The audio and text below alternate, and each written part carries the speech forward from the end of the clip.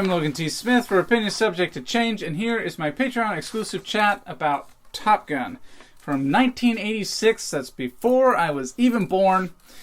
And this one I watched on 4K. It looks great. It's a great 4K movie. Everything looks excellent in it. The movie itself is really good. Like, I really liked it, except that sex scene, which I just found super uncomfortable. I don't know what it... I mean, I don't watch sex scenes generally. I try to skip them. This one was one sort of... It was like... just on the edge of like, I don't feel like I need to skip this, and always thinking it was over before it was over. And so I didn't skip it, and it was just weird and uncomfortable.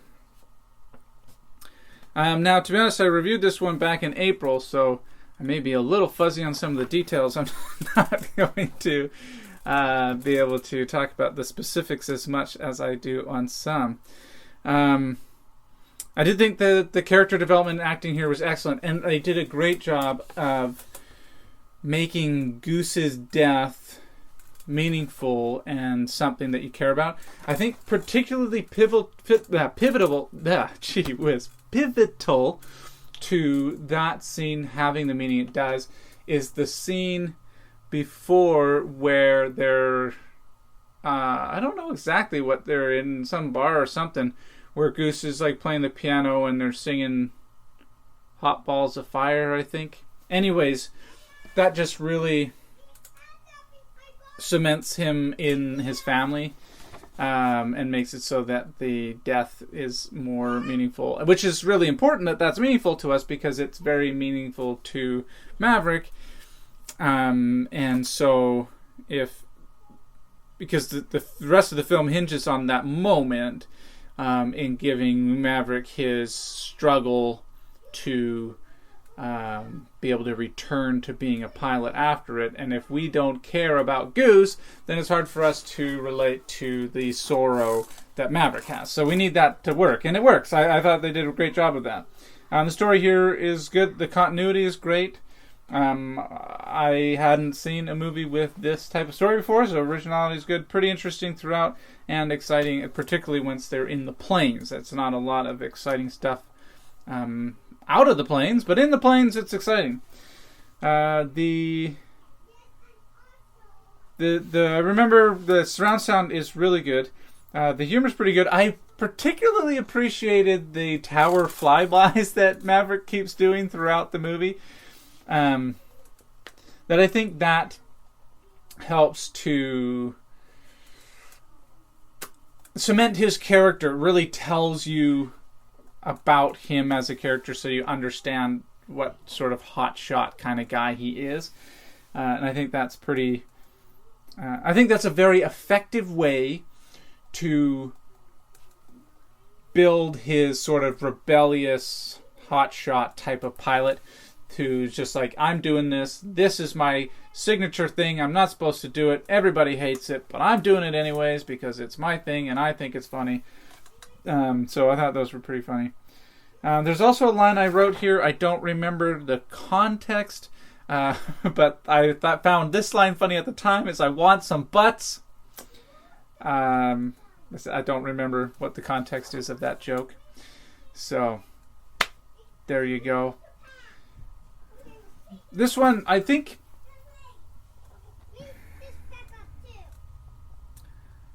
Top Gun just has that great balance of action and drama that makes it so that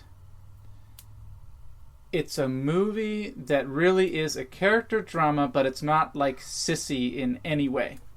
Which makes it so that it's a genre that oftentimes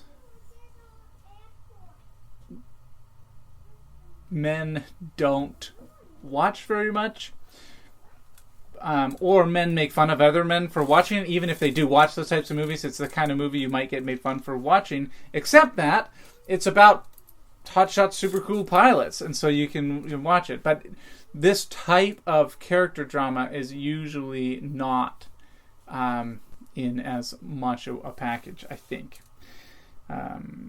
You find this type of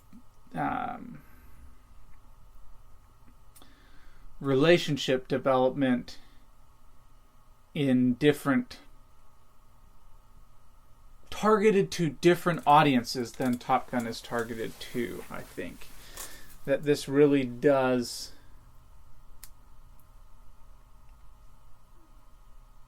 market to a category that typically gets marketed a different type of more action-y type of movie. I think that this movie, for example, is marketed to the same exact type of audience as 007 or Mission Impossible, but it's not like those movies really at all. But it has enough of that big, strong man in it to make it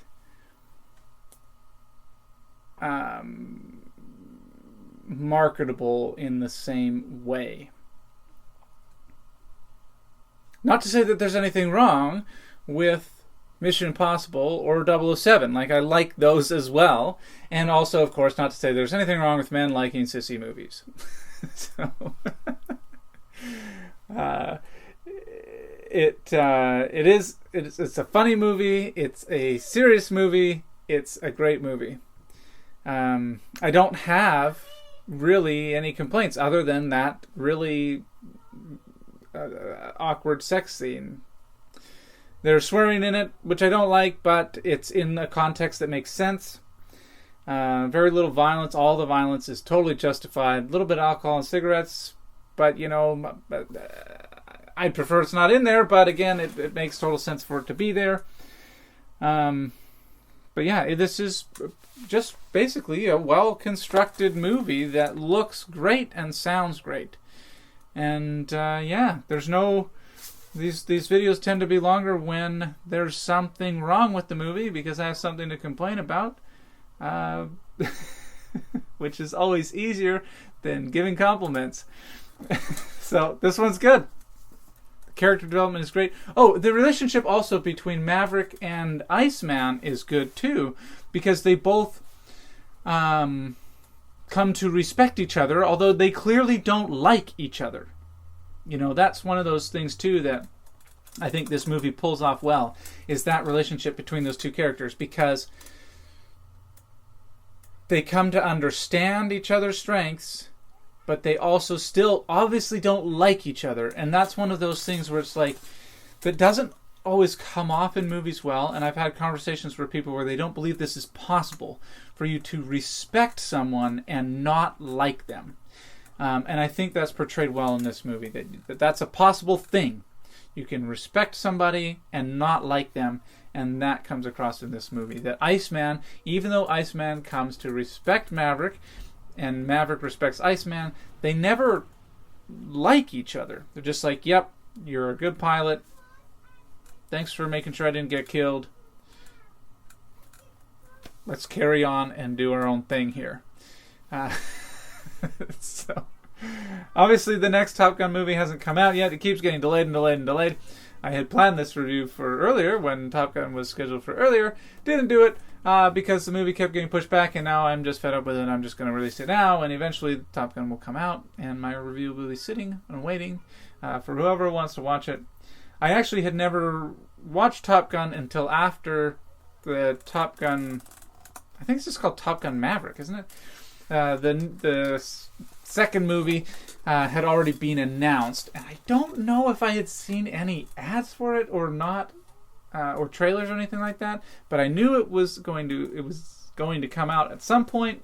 I thought it would be worth watching, so I figured I'd watch this one first, and I'm glad I did. It's a good movie, and eventually the sequel will come out. I think it was like 2 years ago that I first watched this movie.